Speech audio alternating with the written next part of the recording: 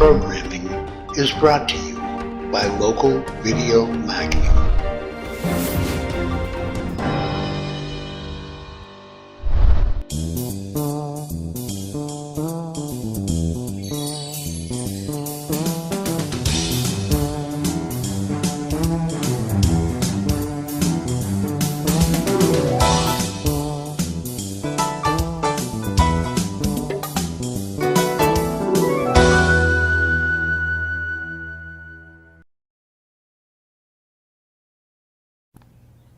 Hi, it's Kim, Hockey Mom D, and welcome officially to day one of my 30 days of nutrition videos for the youth ice hockey players and parents. Today we're going to start with the letter A, and A today stands for apricots. Apricots are a good source of potassium, which is a mineral. It's also one of the electrolytes. Potassium is needed by your youth ice hockey player's body to help turn carbohydrates into energy in the cell. So if your player has never tried apricots, put these on your grocery shopping list this summer. Have a great day and join me for tomorrow where we'll go over the letter B.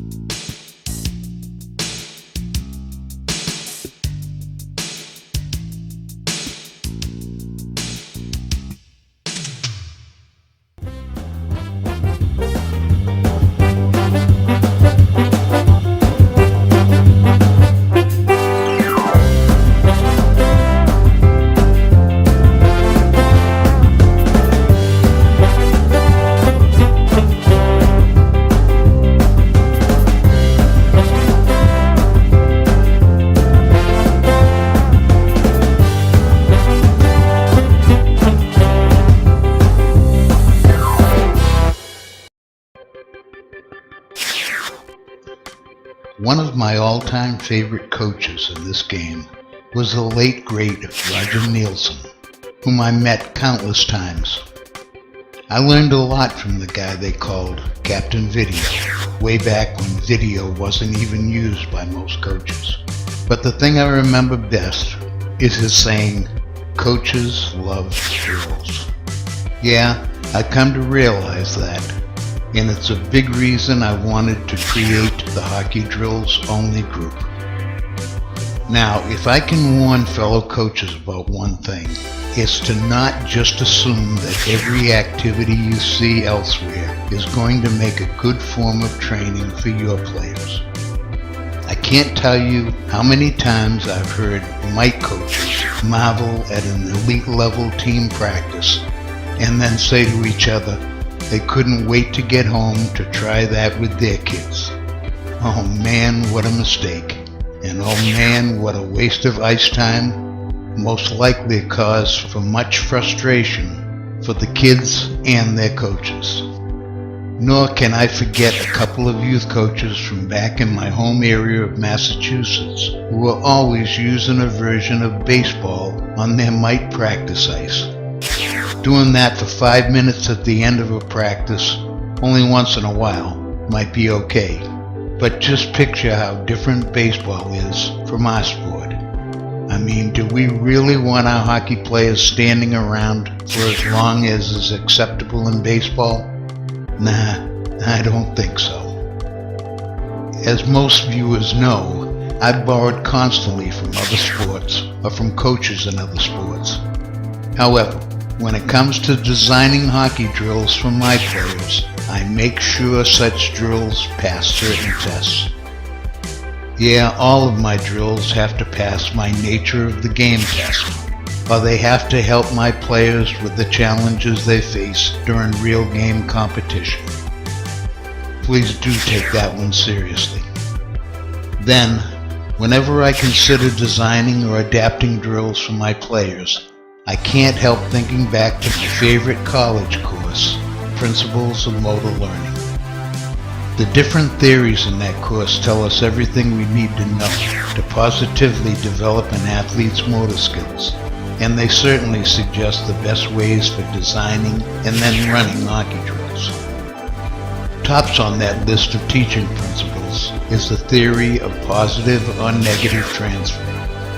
In essence, it says that an alternative drill transfers more positively towards the desired results, according to how close it is to the way the drill is to ultimately be used.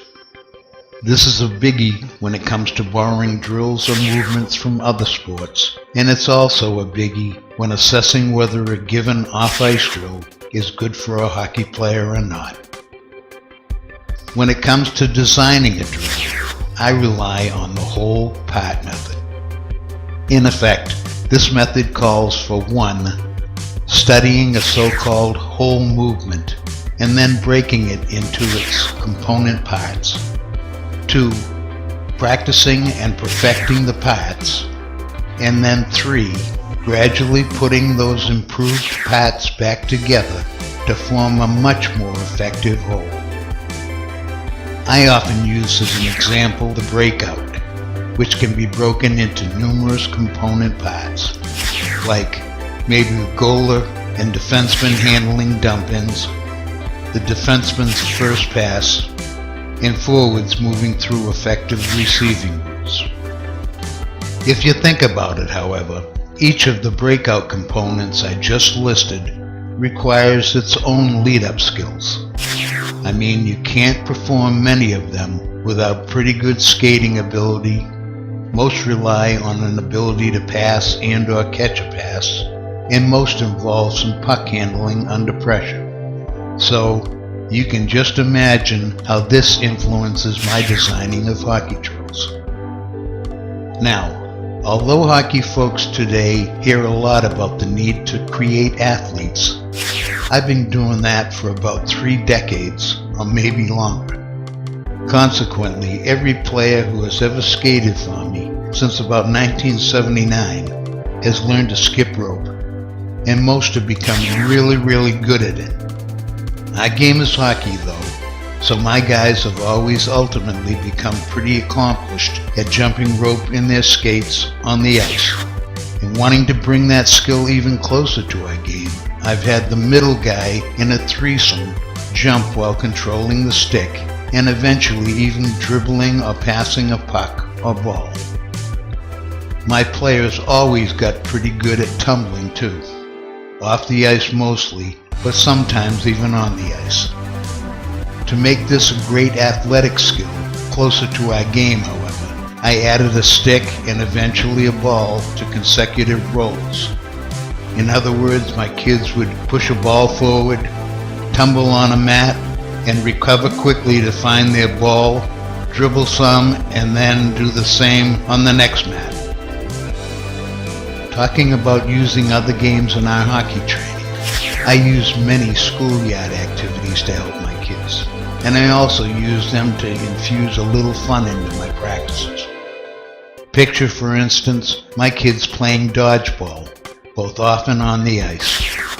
Imagine them handling their bodies and avoiding the balls just as they would a body check. To me, tag is one of the best games in the world for developing athleticism and agility. About the only thing I've done differently was to confine competitions to small areas, whether it be on the ice or off. And again, picture it, each player needing to react just like he would in a hockey game, be it in pursuing an opponent or in avoiding being tagged. And add a puck or ball to a game of tag and you have keep away. And similar to tag, I usually confine these competitions to small areas.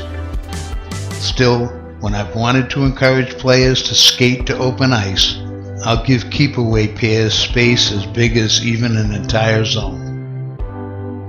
Want to encourage your players to support the puck?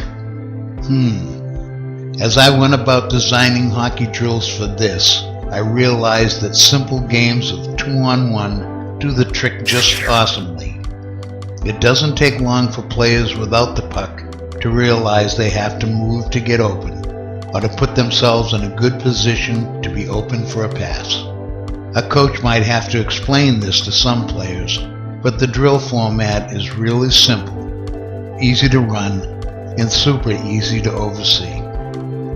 Then, while I don't believe baseball is much like hockey, basketball is another thing. I've often had my players run their power play like 5-on-3 or 5-on-4 on our off-ice floor with a basketball. Within reason, almost everything is the same as playing on the ice and with a puck. Things are a little slower though, which makes it necessary for movement to be more deliberate and passes to be more accurate. Now, I once sold a manual called 500 Drills, so you know there's no shortage of drills in my arsenal. In fact, that book was probably out something like 20 years ago, so you can imagine how many more drills I've arrived at in subsequent years. Truly though, all the drills in the world aren't of much value unless they're right for the given moment. What I mean is that I see every single practice as being unique. Some of the problems we had a week ago might still be present, but the players are slightly different, whether slightly better, worse, or whatever. Again, each practice is unique based on where my players are right then and there. So, while I might be able to fall back on some of the drills I've used over past years, I hardly ever did. No, even a drill that was pretty good for solving a given problem in the past usually wasn't exactly what I needed the next time. And that's what has kept me designing hockey drills almost constantly. As a matter of fact, I was asked a few seasons ago how often I was doing that, and I discovered that I was creating about a half dozen new drills per week. How do I do it? Well, in trying my best to explain the process, the first thing is to recognize there's even a problem. You'd be surprised how many coaches or parents fail to do that. The next part might be tricky to explain, but the problem area must be recognized within the context of play. Let's say, for example, that a number of our guys are having problems handling passes under certain circumstances. That might be helpful to recognize, but it doesn't necessarily make a drill. So, once I've identified a given problem, I try to think about where my player was typically coming from before the mistake regularly occurred. And then I try to envision where the player would be going next, or what he might be doing next. And that, to me, has the makings of a drill. In other words, the starting line would be where the player usually comes from. He'd move through the typical problem skating pattern, receive a pass, and then move to where he'd typically go after a reception. In wrapping up this piece, let me comment on a question I was asked quite some time ago. Actually, I thought the question, how many drills are needed over a long hockey season, was a pretty foolish one. Hey, what does it matter? The answer lies in how many we need to get the job done right. Lastly, let's think back to the young coaches I described earlier. They were eager to throw their young kids to the wolves by giving them fancy-looking drills they'd never be able to do. Looking at such a drill in another way, though, I wouldn't say that a young team could never eventually do it. No, what a coach would have to do is look at all of the skills that go into such an advanced level drill, and then identify all the lead-up skills on the way to the more difficult ones. In other words, look at those lead-up drills as progressions on the way to the more challenging ones.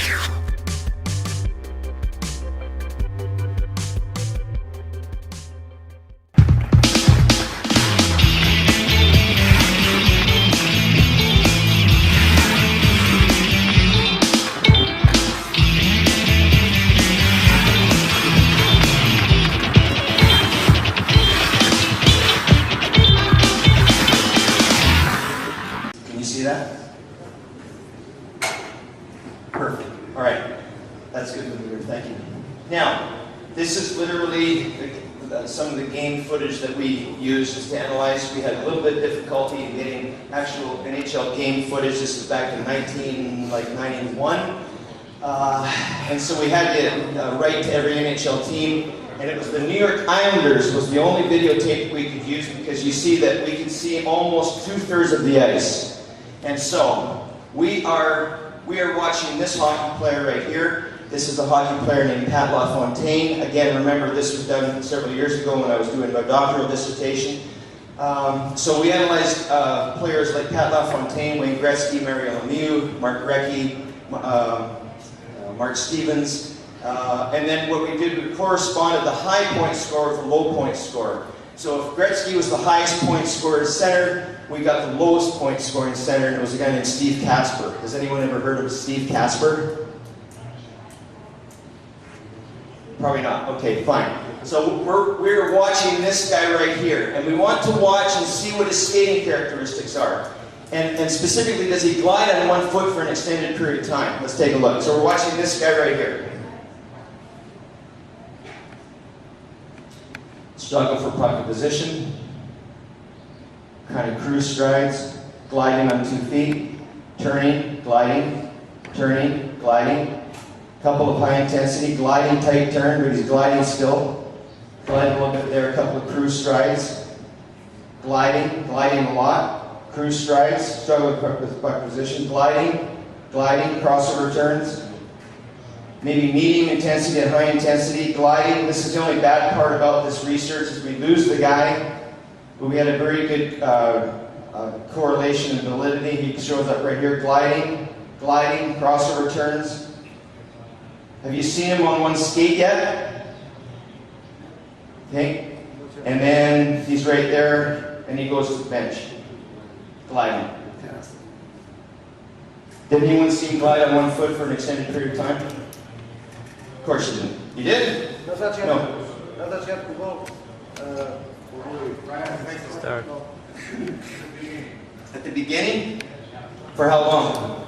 Half a second? Okay, short period. Okay, thank you. All right. Now, what I wanted to do is move forward and talk about the biomechanics of skating. Now, to make this shorter for the time commitment that we have, what I wanted to do is collect all of the important research that has been done in the biomechanics of skating. And I was excited at the prospect that Mr. Paget would be here, but I understand that he had some, I think, had some surgery. But I want to give credit to Pierre Paget, because Pierre Paget, he actually did a landmark study on skating in 1975. And so this is what I was saying before. We've known how hockey players skate. We've known the differences between fast skaters and slow skaters since 1975. Mr. Paget did his master's thesis at Dalhousie University in Canada, and he produced a very, very important research study, and we'll show that in a second. Now, other people like Wayne Marino from the University of Windsor in Canada, his partner Weiss Marino again, a group out of Minnesota, Nancy Dillman and Jack Blatherwick, and then some dude named Bracko, and then the latest research on arm movement was done by Marion Alexander and her colleagues from the University of Manitoba. So what I have done is accumulated all this research and put it into one slide, and here's what it looks like. All right, so one of the things that we've known since 1975, and everyone else here has corroborated that, is that fast skaters have a wide stride. Fast skaters compared to slow skaters have a much wider stride. They push to the side, and they have a wide stride that looks like this. They generate a lot more power, and generate more power, in fact, than slow skaters, because they have a very deep knee bend. There's big discussion about what the optimal knee bend is. The only research I've seen is somewhere between 100 and 90 degrees, so very, very low. They have significant forward lean of the truck. You can kind of see it here, but they're leaning forward, especially when they are skating at full speed. Obviously, when they're gliding or doing cruise strides, they're more upright, but not like this, not like a figure skater. Okay, thanks. A couple of people smiled at that, so that's good. All right. Now, this is the other controversial aspect. They have a quick recovery of the skate after push-off. They have a quick recovery of the skate after push-off. It does not take them a long time to get that skate on the ice. They do not bring it back to the midline of the body. They do not use what power skating instructors and some coaches call a heel click. And we'll see this on the videos later on, in a second actually. Excuse me.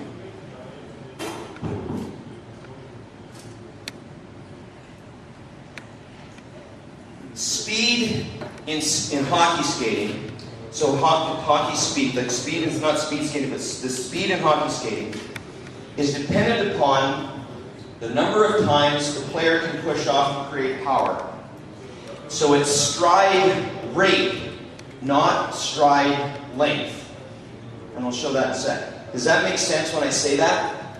It's the number of strides per distance, from blue line to red line, from red line to the goal line, from the blue line after the defenseman pivots to go in and get the puck in the corner. It's the number of strides that player can take, male or female, doesn't matter, as opposed to how long that stride is. So does that make sense? Good. Arm movement has to be coordinated with the legs, side to side arm movement. Side to side arm movement. And here's what it looks like. This is Andrew Cogliano. So let's watch his legs. Just watch his legs.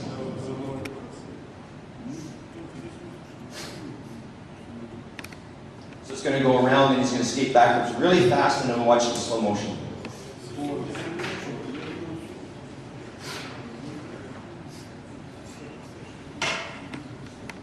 Okay, now watch his legs, and watch to see if his legs are close together or far apart, if there's a wide stride and a quick recovery. Watch how wide apart his skates are. They never come back to the middle of the body, do they? The rest of it is just around the corner. And we've got a better one here, so we're going to move on. This is Zach Parisi. Same thing. Watch how wide apart his skates are. Slow, fast motion, then slow motion. On this one now, when he goes down, watch his deep knee bend. Watch how he pushes to the side, and then he skates backwards really fast. He's a great backwards skater. And then watch it in slow motion. Watch how wide apart his skates are.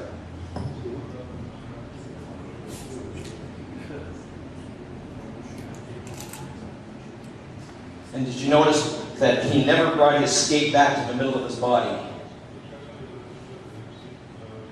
So when he goes down the side here, let's just watch his knee bend. We can't calculate it. I didn't calculate it because it was kind of out of the realm and the scope of this presentation.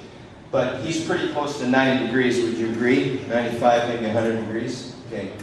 And then we can watch him from behind.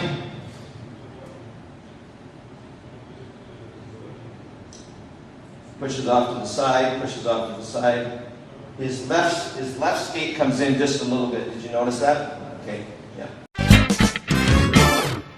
Dennis Chighisola's The Nature of Our Game ranks with other high-level essays, authored by the likes of Gladwell, Percival, and Coyle. It's an in-depth study of our game, it's about the challenges players face in the heat of battle, and it's about the things that influence the way players need to train, both off and on the ice. Get it now, and be well armed to answer almost any question that arises about our game.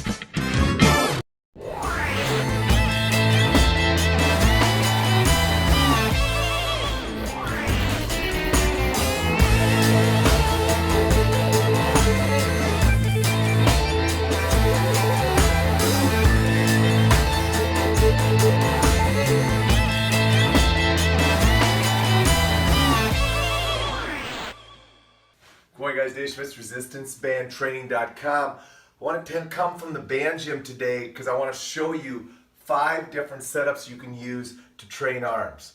Yeah, specifically bicep and tricep training. Now, understand these setups can also be used for a lot of other exercises, and also understand this. I'm going to just show you with specific bands hooked up today so I can go through the discussion here quickly. You need to use the correct size bands for your strength and your abilities. So make sure that you don't just automatically assume you should use the color I'm using in this setup that I'm about to show you. So with that said, let's get into it. 5 different setups to train arms. The first one you've seen me use a lot, obviously, and it's a pretty standard one. It's just 2 bands linked around onto the bar. You can go ahead and you can work bicep training here, and then you're just stepping back and you can go ahead and hit tricep training over here. Very standard way to do it. My suggestion is this is probably how you want to go ahead and make sure you do it if you can. Another great option to go ahead and do is if you only have single bands. So let's say you only have single bands. In this case, you need a pair of bands, but in this case, you only have single bands. Well, what you can do is you can take a bigger band, hook it on, and then take a smaller band and hook it through. So I'll pull this out for you to see. So you can see how I have a smaller band hooked into a bigger band. Now, benefits of this. Well, you can have single bands, so you don't need to have 2 of the same size bands. Another benefit is there's a longer system, so the versatility and the resistance that this creates is going to be much more versatile, and it's also going to be much more accommodating. The other thing is, you can go ahead, as long as you hook a smaller band into a bigger band, you don't have to worry about over-tensioning either band. Again though guys, this is arm training. I don't expect you to have to be generating a ton of resistance with this exercise. So this is a nice setup to go ahead and do for both tricep and bicep. Now we're going to pop this out. Your third setup is a simple one. Just go ahead and use the band setup like this. Now the key here will be to step on it and put it behind you, because that's going to create enough length for you to go ahead and work your biceps that way. Now if you want to work triceps, you're going to probably have to kneel down, get into this position to work triceps, because otherwise the band is going to be too short for most of you. This is a pretty good challenge, alright? So when you go to this setup, make sure you be careful with it. Now, I'm going to go ahead and go to our 4th setup, which is an attachment-free setup as well, where you just grab the band. You see me do hammer curls a lot with this. You're just going to set it up and work it like that. So that's your 4th setup. obviously you've seen me do triceps by just going in with one foot and locking it up. I like this one a lot because it's so quick and easy. And again, the benefit of this, all you need is a band. Now, the final setup is going back to this and also using a hookup, all right? So we're gonna go ahead and we're gonna take the band around the bar and we're gonna hook it up. Now, here's the key about this exercise. You have now shortened the band by 50%, which means you no longer have a 2-yard distance to stretch. The nice thing about this is you don't need much space and you can go ahead and hit your bicep and your tricep training very easily in this position. The key thing is making sure you don't overstretch the band. There you go, guys. 5 setups, 5 different ways to go ahead and train bicep, triceps using the bands. Hope you enjoy.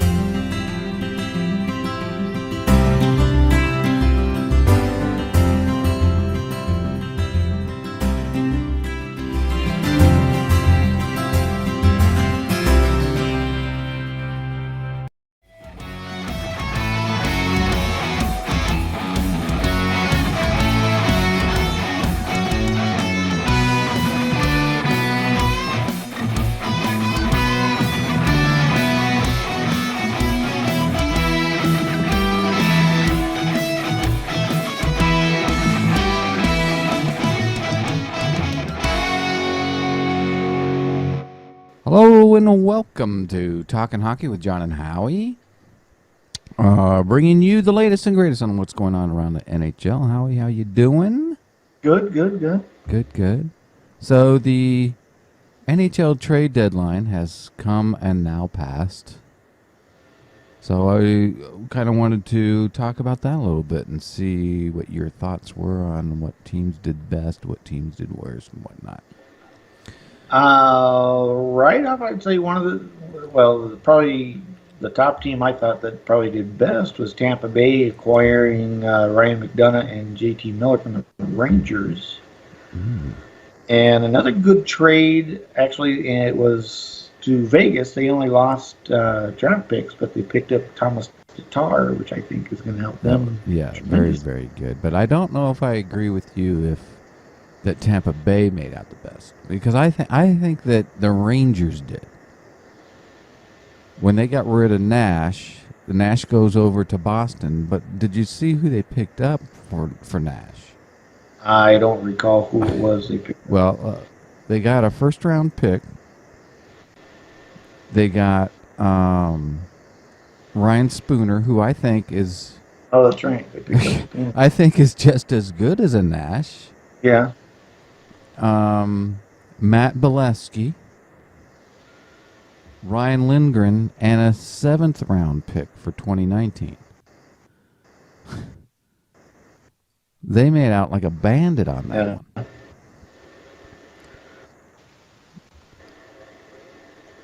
So yeah, and San Jose picking up Evander Kane was a good trade too. Mm-hmm. I think he'll fit well there. I think so too. And then Columbus picked up Vanek, and I just don't know how I feel about that trade, only because it just seems like Vanek is, I don't know, he's lost his mojo, I guess you could say. Well, he has been kind of quiet. How did you feel about Paul Stastny going to Winnipeg? I like that one, actually. I think that'll help out Winnipeg a lot. Yeah. I think they came out on that. Well, they traded with St. Louis, and St. Louis got a conditional first-round pick for 2018 and a conditional 4th-round pick for 2020 on that deal, along with Eric Foley. But I still think that Winnipeg came out on top of that deal. Yeah, I would agree. For sure. I would agree with that. How about teams that maybe didn't do so well? Oh, did we talk about Evander Kane already?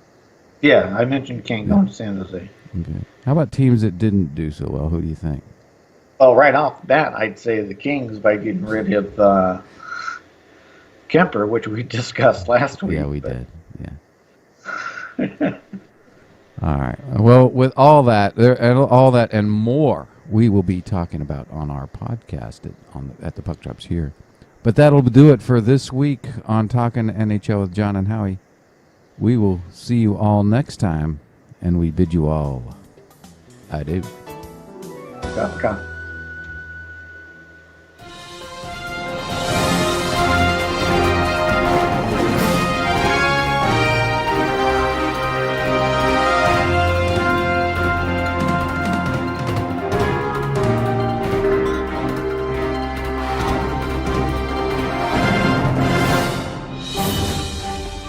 This programming is brought to you by Local Video Marketing.